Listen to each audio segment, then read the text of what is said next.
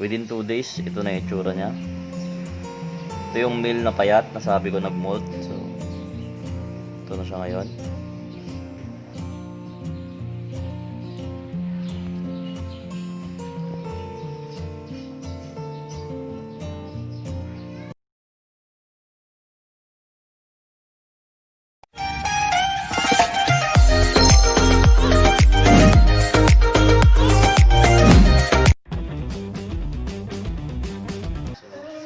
Good morning sa inyo mga Ajay, no?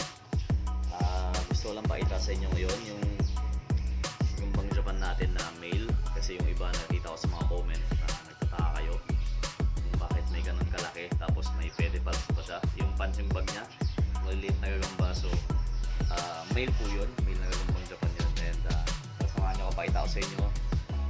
Bali ito yung before and after niya, kasi nakita nyo naman kung gaano siya kalaki nung dumating and ano na itsura niya ngayon, kasi napakain na natin sila. And yun, may ilang araw na ba? 2 days na ba, baby? 3 days na dumating yung gumba. 2 days na dumating. And kasi ako pakita ko yung ibang picture sa inyo nung before and ngayon ganito na siya. Sasamahan niya ako kunin natin yung gumba.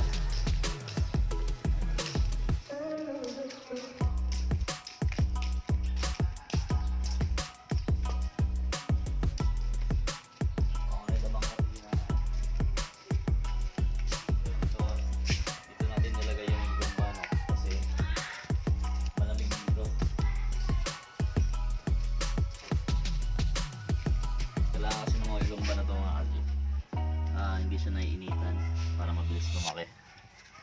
Kailangan yung painit sa kanya.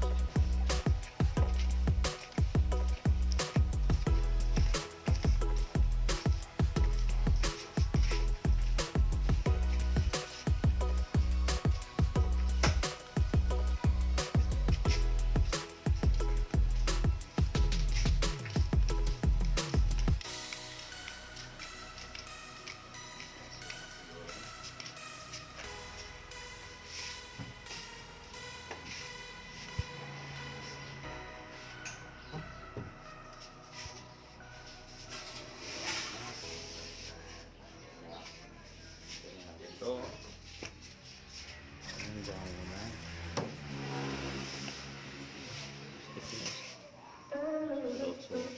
kunin lang muna natin, no? Pakita natin sa inyo. Tandaan na natin. Naintik yung paa niya.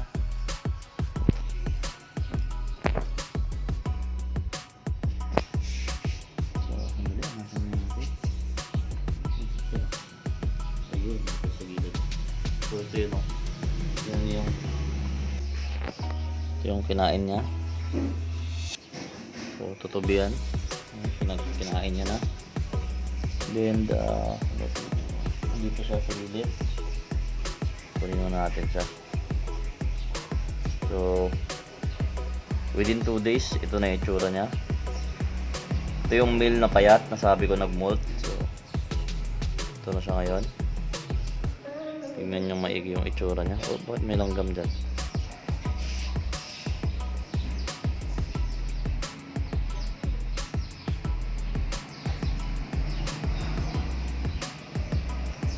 Yun siya muna.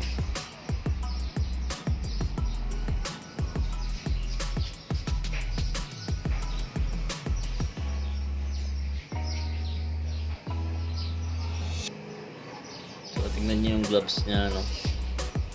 Yun siya. Yung gloves niya. Yan. So, kunin natin siya, no? So,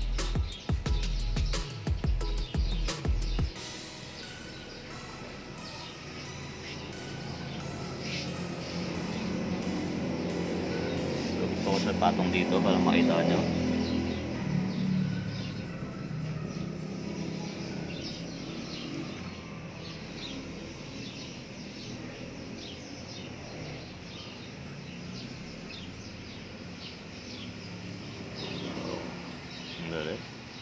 Ayusin natin.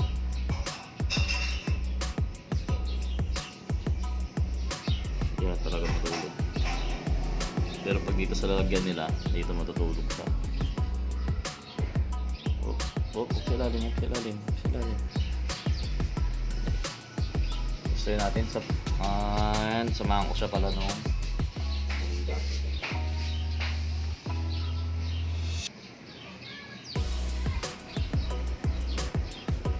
Dahil natakpan naman natin, patulogin na natin siya.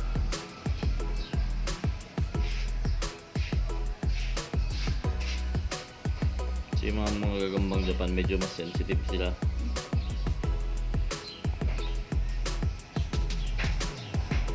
Tingnan natin siya may nakapol.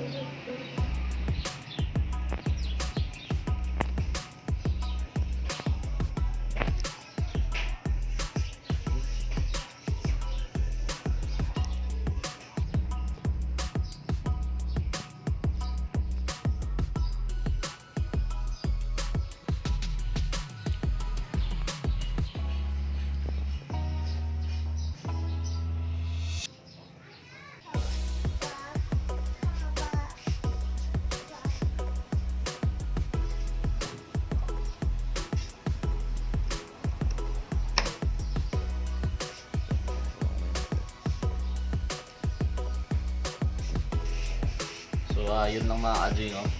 Pinakita ko lang sa inyo kung anong pinagkaiba ng lalaki dun sa babaeng gagambang Japan. So pag napansin nyo naman na meron talaga siyang pedipalps and lumalaki sila ng ganun talaga. So mga bata pa to, mas lalaki pa to. So abangan nyo lang kasi inaalagaan naman natin. So yun lang, no? And maraming salamat sa inyo lahat.